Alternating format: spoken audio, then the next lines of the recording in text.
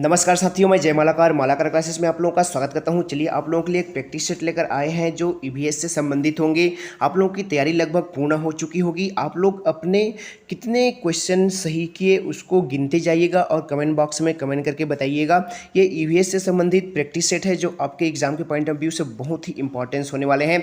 तो अपने आंसर अपने कमेंट्स जरूर दीजिएगा कि आप लोगों ने कितना तैयारी किया। तो चलिए स्टार्ट करते हैं। आप लोगों की तैयारी चेक करने के लिए प्रैक्टिस सेट लेकर लाया गया है जिसमें 30 इंपॉर्टेंट क्वेश्चन होंगे। 121 से 150 तक 30 इंपॉर्टेंट क्वेश्चन होंगे। पहला क्वेश्चन इस तरह से आप लोगों के सामने, जीवाश्म नेशनल पार्क अवस्थित है। जीवाश्म नेशनल पार्क कहाँ अवस्थित है? छत्तीसगढ़ में, केरल में, मध्य प्रदेश में या फिर कर्नाटक में? इसका जो सही आंसर है वह है ऑप्शन 3 है, मध्य प्रदेश में। आप अपना काउंट करते रहें, आप लोगों ने कितना सही किया आप कमेंट करके फिर बताइएगा। 30 में कितना किया आपने? जैसे 22 किया होगा, 22/30 लिख के आप कमेंट कीजिएगा। आगे देखते हैं 122 नंबर के प्रश्न में, निम्नलिखित में से कौन सा भारत का एक प्रसिद्ध टाइगर रिजर्व नहीं है? सरिस्का, कान्हा, सुंदरवन या फिर कांजीरंगा, है ना। तो 122 का जो सही आंसर है वह ऑप्शन 4 है, काजीरंगा जो है एक आपका टाइगर रिजर्व नहीं है। बाकी सभी टाइगर रिजर्व हैं, ठीक है। काजीरंगा के बारे में पिछला वीडियो में आप लोग पढ़े होंगे, आज के बारे में है ना, काजीरंगा कहाँ पर है, ठीक है। आगे देखिए, शीतकाल में आपको भारत में साइबेरियन सारस प्रायः कहाँ दिखाई दे सकते हैं? देखिए, साइबेरियन सारस शीतकाल में कहाँ दिखाई देंगे? केलादेव घना पक्षी विहार, डाकी गम नेशनल पार्क, सासनगीर सेंचुरी या फिर रणथंभौर सेंचुरी। इसका जो सही आंसर है वो है ऑप्शन ये हो जाएगा, साइबेरियन सारस आपके दिखाई देते हैं शीतकाल में बोला है, तो ये डाची गम नेशनल पार्क है। शीतकाल में बोल दिया है इसीलिए आपका ऑप्शन 2 हो जाएगा, डाची गम नेशनल पार्क, ठीक है। और कभी कभी ये केवलादेव घना पक्षी विहार में भी दिखाई देते हैं, उसमें आपको कंफ्यूज करने के लिए ही दिया है, लेकिन ये शीतकाल में बोला है इसीलिए डाची गम नेशनल पार्क में दिखाई देंगे। आगे देखिए, कार्टाजेना प्रोटोकॉल का संबंध है। कार्टाजेना प्रोटोकॉल का संबंध किससे है? वन्य जीवों के अवैध व्यापार से, वायु प्रदूषण के उन्मूलन से, वनों के संरक्षण से या फिर जैव सुरक्षा समझौता से? इसका जो सही आंसर है वो है ऑप्शन 4 है, जैव सुरक्षा समझौता से, ठीक है। ऑप्शन 4 बिल्कुल सही आंसर है। आप अपने आंसर भी करते जाइए, कमेंट बॉक्स में कमेंट करके जरूर बताइए क्योंकि आपके अंतिम पड़ाव पर है तैयारी। आगे देखिए, दंडकारण्य प्रदेश स्थित नहीं है, मतलब स्थित है होगा, यहाँ पे नहीं है दे दिया है। दंडकारण्य क्षेत्र स्थित है कहाँ पर है? उड़ीसा पर, छत्तीसगढ़ में, आंध्र प्रदेश पे या फिर मध्य प्रदेश में? तो इसका जो सही आंसर है ऑप्शन 2 है। कहाँ स्थित है दंडकारण्य? दंडकारण्य छत्तीसगढ़ में है। छत्तीसगढ़ के बस्तर को दंडकारण्य कहा जाता है, ठीक है। छत्तीसगढ़ को रामायण काल में कौशल कहा जाता था या फिर दक्षिण कौशल कहा जाता था, और बस्तर को दंडकारण्य कहा जाता था, ठीक है। आगे देखते हैं, टुमारोज बायोडाइवर्सिटी पुस्तक के लेखक हैं जी.सी. पांडे, वंदना शर्मा, एम.एस. स्वामीनाथन या फिर अनीता अग्रवाल? इसका जो सही आंसर है 126 का वो है ऑप्शन 2 है, वंदना शर्मा जो हैं ये टुमारोज बायोडाइवर्सिटीज के लेखिका हैं, ठीक है, या फिर लेखक हैं। एम.एस. स्वामीनाथन का संबंध किससे है? एम.एस. स्वामीनाथन किससे संबंधित हैं? कमेंट करके बताइएगा। यहाँ पे नाम आया है एम.एस. स्वामीनाथन का, ठीक है। आगे देखते हैं हम 127 नंबर के प्रश्न पे। 127 नंबर का प्रश्न इस तरह से है, निम्नलिखित में से कहाँ सर्वाधिक जैव विविधता पाई जाती है? सुरमा घाटी, शांत घाटी, फूलों की घाटी या फिर कश्मीर घाटी?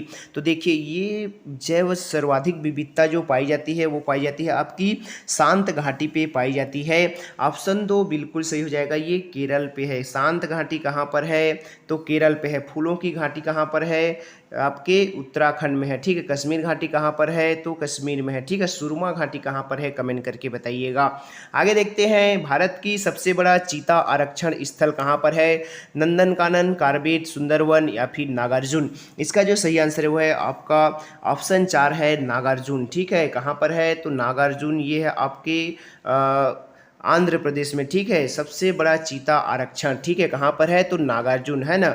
नागार्जुन जो आपका अभ्यारण्य है या फिर राष्ट्रीय उद्यान है, वहाँ पर आपका सबसे ज़्यादा चीता का आरक्षण है। कहाँ पर है? तो आपके आंध्र प्रदेश पे। आगे देखिए, कार्बन चक्र का सही प्रक्रम निम्नलिखित में से कौन सा है? इस तरह से कार्बन चक्र ऑप्शन दिया हुआ है, उपभोक्ता, प्रकाश संश्लेषण और अपघटक को आगे पीछे करके दिया हुआ है। इसका जो सही आंसर हो जाएगा, पहले प्रकाश संश्लेषण होगा, ठीक है, प्रकाश संश्लेषण से उपभोक्ता, फिर अपघटक हो जाएगा। ऑप्शन 2 बिल्कुल सही आंसर हो जाएगा। आप अपना गिनते चलिए और लास्ट में बताइएगा। सुंदरी नामक वृक्ष कहाँ पाए जाते हैं? मानस वन में, सुंदरवन में, वृंदावन में या फिर नंदन कानन में सुंदरी वृक्ष पाए जाते हैं? आपके सुंदरवन पे पाए जाते हैं। सुंदरवन कहाँ स्थित है? तो पश्चिम बंगाल पे स्थित है। सुंदरवन पश्चिम बंगाल पे स्थित है। सुंदरी नामक वृक्ष वहीं पाए जाते हैं। आगे देखते हैं, 131 भूतल पर सर्वाधिक किस कुल के सदस्य पाए जाते हैं? कार्डेटा, स्तनधारी, आर्थ्रोपोडा या फिर एनीलिडा। इसका जो सही आंसर है 131 का, वो हो जाएगा ऑप्शन 3 बिल्कुल सही आंसर हो जाएगा, आर्थ्रोपोडा। ठीक है, ऑप्शन 3 बिल्कुल सही आंसर हो जाएगा, जो है आर्थ्रोपोडा। आगे देखिए, किसी प्राकृतिक प्रदेश में पाई जाने वाली जंगली तथा पालतू जीव जंतुओं एवं पादपों की प्रजातियों की बहुलता को क्या कहा जाता है? पारिस्थितिकी, परितंत्र, जैव विविधता या फिर संकटग्रस्त प्राणी कहा जाता है। तो इसका जो सही आंसर है वो है ऑप्शन 3 है, जैव विविधता कहा जाता है। ऑप्शन 3 बिल्कुल सही आंसर।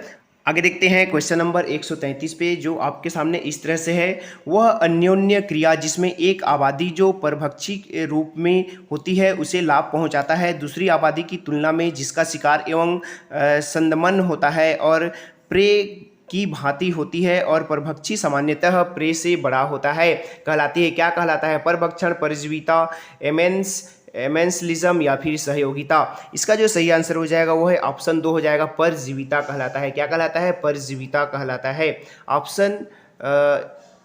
ऑप्शन 2 जो है बिल्कुल सही आंसर हो जाएगा। आगे देखते हैं आपके 134 नंबर पे, जल निमग्नन पौधे में तने कोमल और कमजोर होते हैं क्योंकि उनमें रंध्र नहीं होती हैं, उनमें दारू नहीं होते हैं, उनमें फ्लोएम नहीं होते हैं, उधारी उत्तक और दारू कम विकसित होता है। इसका जो सही आंसर है 134 का, वो हो जाएगा ऑप्शन 4 हो जाएगा, आधारी उत्तक और दारू कम विकसित होते हैं। ऑप्शन 4 बिल्कुल सही आंसर हो जाएगा 134 का। आगे देखते हैं 135 नंबर पे, खाद्य, प्रकाश तथा स्थान के लिए तीव्र संघर्ष है। विभिन्न प्रकार के आवासों में वृद्धि करते हुए दूरस्थ संबंधित जातियों में, एक ही प्रकार के आवासों में वृद्धि करते हुए निकटीय संबंधित जातियों में, विभिन्न प्रकार के आवासों में वृद्धि करते हुए निकटीय संबंधित जातियों में, एक ही प्रकार के आवासों में वृद्धि करते हुए दूरस्थ संबंधित जातियों में। इसका जो सही आंसर है वो है ऑप्शन 2 हो जाएगा, एक ही प्रकार के आवासों में वृद्धि करते हुए निकटीय संबंध जातियों में ये होता है। ठीक है, आगे देखते हैं क्वेश्चन नंबर 136 में, भारत में अन्न उत्पादन करने वाले वाइल्ड रिश्तेदारों की संख्या लगभग है। देखिए, वाइल्ड रिश्तेदार कितने हैं बोला है, इस तरह के प्रश्न भी पूछ सकता है। तो ये है ऑप्शन 3 हो जाएगा, 320 लिया गया है। ठीक है, आगे देखते हैं 137 नंबर के प्रश्न पे आते हैं। पृथ्वी शिखर सम्मेलन जो रियो डी जेनेरो, ये भी क्वेश्चन आ चुका है, करा चुका हूं मैं पिछले वीडियो पे, 1992 में हुआ था, का परिणाम क्या था? आईयूसीएन की स्थापना, जैव विविधता एवं संयोजन अथवा उपसंधि, रेड लिस्ट का संकलन, बायोस्फीयर रिजर्व की स्थापना। इसका जो सही आंसर है वो है ऑप्शन 2 है, जैव विविधता पर संयोजन तथा उपसंधि है ना। जैव विविधता के लिए ये सम्मेलन किया गया था। पृथ्वी सम्मेलन कहाँ किया गया था? रियो डी जेनेरो में किया गया था। कब किया गया था? 1992 में किया गया था। आईयूसीएन का फुल फॉर्म क्या है? तो इसका कमेंट करके बताना करके बोला हूं मैंने पिछले वीडियो पे, आप लोगों ने कमेंट नहीं किया है, इसको पढ़ ही लीजिएगा, एग्जाम पे पूछता ही है आईयूसीएन। उसके पिछला वीडियो मैंने आईयूसीएन के बारे में पूरी जानकारी दी है, आप प्लेलिस्ट पर जाकर देख सकते हैं। आगे देखते हैं, जैव विविधता पर उपसंधि कब से लागू हुआ? देखिए, 29 दिसंबर 1993, 10 दिसंबर 1990, 6 जून 1992, 24 अक्टूबर 1992। इसका जो सही आंसर है वो है ऑप्शन 1 हो जाएगा, 29 दिसंबर 1993 को जैव विविधता पर उपसंधि लागू हुई है। आगे देखिए, भारत में सबसे पहला जैव आरक्षित क्षेत्र कहाँ स्थापित हुआ? आंध्र प्रदेश में, उड़ीसा में, छत्तीसगढ़ में, मध्य प्रदेश में। इसका जो सही आंसर है वो है ऑप्शन 2 है, उड़ीसा में। जैव मंडलीय आरक्षित क्षेत्र सबसे पहले उड़ीसा में भारत में स्थापित किया गया। आगे देखिए, बुंदाला जीवमंडल आरक्षित क्षेत्र जो यूनेस्को के मानव तथा जीवमंडल तंत्र में सम्मिलित किया गया है, कहाँ स्थित है? भारत में, श्रीलंका में, रूस में या फिर बांग्लादेश में। तो इसका जो सही आंसर है ये है आपका श्रीलंका में है। बुंदाला जो है श्रीलंका में है। ठीक है, निम्नलिखित में से कौन वर्ल्ड हेरिटेज साइट विश्व धरोहर स्थान है? Corbett national park, Nanda Devi biosphere reserve, Rajaji राष्ट्रीय उद्यान या फिर इसमें से कोई नहीं। इसका जो सही आंसर है वो है नंदा देवी बायोस्फीयर रिजर्व है। नंदा देवी बायोस्फीयर रिजर्व कहाँ पर है?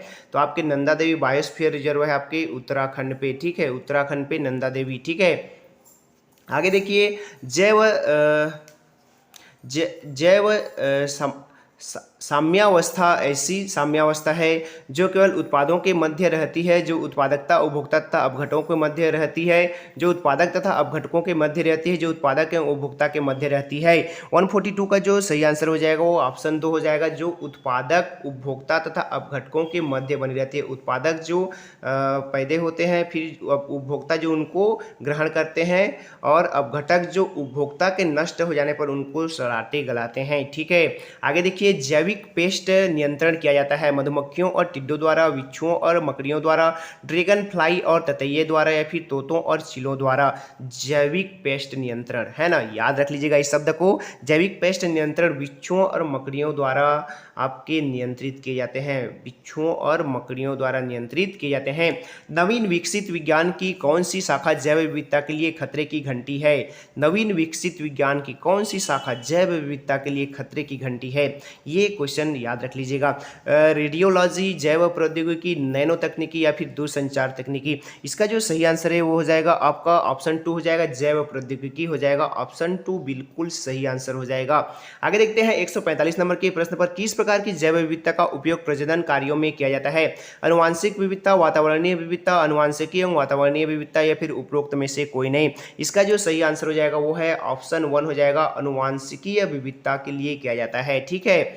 आगे देखते हैं 146 पे आते हैं। लवणोद्भिद वनस्पतियों के संदर्भ में कौन सा कथन सत्य नहीं है? जो नहीं है उसको बताना है। ऐसे पौधे सहजीवी होते हैं, इस प्रकार के पौधे में श्वसन मूल पाई जाती है, ऐसे पौधे में जटायु यूज अंकुरण पाया जाता है, ऐसे पौधों में कार्यकीय शुष्कता पाई जाती है। इसका जो सही आंसर हो जाएगा वो ऑप्शन 1 हो जाएगा, ऐसे पौधे सजीवी होते हैं। कैसे होते हैं? लवणोद्भिद वनस्पति कैसे होते हैं? तो सहजीवी होते हैं। ऑप्शन 1 बिल्कुल सही हो जाएगा। आगे देखिए, सुमेलित करना है। जैव आरक्षित क्षेत्र दिया है और स्थापना वर्ष दिया है। नीलगिरी, नंदा देवी, कंचनजंगा और अमरकंटक दिया हुआ है, ठीक है। इसको सुमेलित करना है आपको, ठीक है। तो देखिए 147, इसका जो नीलगिरी 1986 सबसे पहला बायोस्फीयर रिजर्व है ना। नीलगिरी सबसे पहला बायोस्फीयर रिजर्व है जिसको 1986 में स्थापित किया गया था। सबसे पहला याद रखिएगा कहाँ पर है? तो आपके तमिलनाडु में है। तमिलनाडु में नीलगिरी बायोस्फीयर रिजर्व है, जो सबसे पहला बायोस्फीयर रिजर्व है 1986 पे। उसके बाद दूसरे नंबर का होता है, जो दूसरे नंबर का ही है नंदा देवी, आपके उत्तराखंड पे है। कहाँ पर है? उत्तराखंड पे, जो 1988 में है, ठीक है। उसके बाद कंचनजंगा आपके सिक्किम में है। कंचनजंगा कहाँ पर है? तो सिक्किम में है, जो 2000 में स्थापित किया गया। और अमरकंटक आपके हमारे छत्तीसगढ़ और मध्य प्रदेश पे है, जो 2005 में स्थापित किया गया। तो इसका 1, 2, 3, 4 वाला ऑप्शन ही होगा, बिल्कुल ऑप्शन 4 बिल्कुल सही आंसर हो जाएगा, ठीक है। आगे बढ़ते हैं हम क्वेश्चन नंबर 148 पे। ये भी, इसको भी सुमेलित करना है। कस्तूरी मृग कहाँ पाए जाते हैं? और गिरम्बन कपि या फिर श्याम मृग और गौर, है ना, ये कहाँ कहाँ पाए जाते हैं, कौन कौन से क्षेत्र पे पाए जाते हैं, उसको सुमेलित करना है, ठीक है। तो देखिए, कस्तूरी मृग जो है वो पाया जाता है बृहद हिमालय पर्वतीय क्षेत्रों पे पाया जाता है। 1 मिनट, जो कस्तूरी मृग जो है आपके ऑप्शन यहाँ पे 4 पे बृहद हिमालय पर्वतों पे पाए जाते हैं, ठीक है। गिरम्बन कपि जो है गारो, खासी और जयंतिया की श्रेणी में पाई जाती है। गारो, खासी और जयंतिया की पहाड़ी आपके असम क्षेत्र पे पाया जाता है, ठीक है। जो 7 सिस्टर हैं उसी असम में पाए जाते हैं गारो, खासी और जयंती की पहाड़ी। वहाँ पे गारो और खासी नामक जनजातियाँ भी पाई जाती है, ठीक है। आगे देखिए, श्याम मृग जो है आपके थार रेगिस्तान में पाया जाता है, थार के मरुस्थल में पाया जाता है। आगे देखिए, आपके गौर जो है पूर्वी समुद्रीय तटीय क्षेत्रों में पाए जाते हैं। गौर पूर्वी समुद्रीय, है ना, पूर्व मतलब इधर हो जाएगा आपके पश्चिम बंगाल, उड़ीसा और आंध्र प्रदेश, तमिलनाडु क्षेत्र पे उसी साइड पे पाए जाते हैं गौर। तो इसमें क्या हो जाएगा 4 3 2 1 वाला ऑप्शन हो जाएगा। तो ऑप्शन 4 बिल्कुल सही आंसर हो जाएगा, इसका ऑप्शन 4 बिल्कुल सही हो जाएगा। आगे देखिए 149 नंबर के निम्नलिखित में से कौन सा कथन सही है? उत्पादकता एवं जैव विविधता में विरोधानुपात है। व्यापारिक कृषि की उत्पादकता अधिक तथा जैव विविधता कम होती है। संकर फसलों एवं पशुओं के विकास से जैव विविधता में उत्तरोत्तर वृद्धि हो रही है। घड़ियाल के लिंग निर्धारण में तापमान वृद्धि में व्यवधान उत्पन्न होता है। ये कूट में ऑप्शन दिया हुआ है इस तरह से 149 का। तो इसका जो सही आंसर हो जाएगा ऑप्शन 4 हो जाएगा। 1 2 और 4 है ना, सही है, तीसरा वाला सही नहीं है। कौन सा कथन सही है बोला है? तो इसमें पहला भी सही है आपका, और दूसरा भी सही है, और चौथा भी सही है, तीसरा वाला गलत है। तो 1 2 4 है ना, ऑप्शन 4 बिल्कुल सही आंसर हो जाएगा। ठीक है, आगे देखते हैं अंतिम क्वेश्चन। निम्नलिखित में से कौन सा कथन सही नहीं है? जो सही नहीं है उसको बताना है यहाँ पर। एक फसली कृषि के कारण जैव विविधता का विनाश हो रहा है। बहुफसली खेती की पद्धति जैव विविधता को संरक्षित रखती है। विशिष्ट खेती की पद्धति जैव विविधता को संरक्षित रखती है। कार्बनिक खेती को पर्यावरण भिन्न खेती की उपमा दी गई है। इसका जो सही आंसर है वो है ऑप्शन 3 है। जो सही नहीं है उसको बताना है। तो यहाँ पे पहला भी सही है, दूसरा भी सही है और चौथा भी सही है। जो सही नहीं है वो है ऑप्शन 3 है। विशिष्ट खेती की पद्धति जैव विविधता को संरक्षित रखती है, ये गलत है। तो इसका जो सही आंसर हो जाएगा ऑप्शन 3 हो जाएगा। तो दोस्तों ये थे 30 इंपॉर्टेंट क्वेश्चन। आई होप आपको अच्छे लगे होंगे। आप लोगों ने कितना स्कोर किया आप कमेंट करके बताइएगा कि आप लोगों ने 30 में कितना नंबर पाया। ठीक है, क्योंकि ये बहुत ही इंपॉर्टेंस है आप लोगों के एग्जाम के पॉइंट ऑफ व्यू से। आप लोगों की तैयारी लगभग पूर्ण हो चुकी है। आप सभी को all the best. TT exam clear कीजिएगा। उसके बाद हम मिलते हैं शिक्षक भर्ती के नए अध्याय पे। नमस्कार, जय हिंद।